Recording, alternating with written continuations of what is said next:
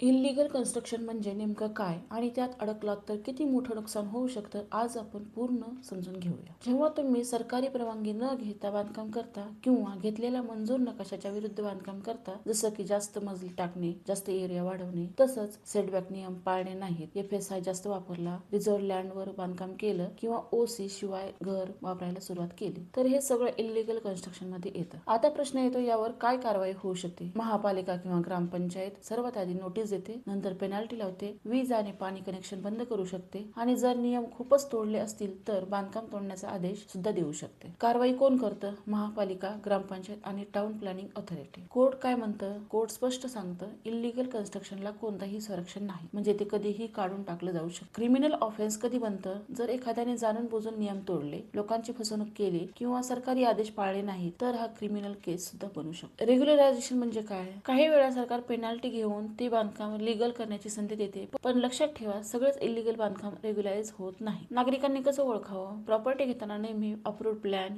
NA, commencement certificate आणि OC हे document नीट check करा. बिल्डरच्या केसमध्ये काय करावं? जर बिल्डरने इल्लीगल बांधकाम केलं असेल तर रेरा मध्ये कंप्लेंट करा आणि इल्लीगल ऍडवाइस घ्या. आणि सगळ्यात महत्त्वाचं, इल्लीगल प्रॉपर्टीची रिसेल व्हॅल्यू कमी होते, बँक लोन मिळायला अडचण येते आणि फ्युचर मध्ये खूप लीगल प्रॉब्लेम होऊ शकतात. म्हणून प्रॉपर्टी घेताना किंवा बांधकाम करताना थोडी काळजी घ्या, डॉक्युमेंट चेक करा, नाहीतर मोठे नुकसान होऊ शकतं.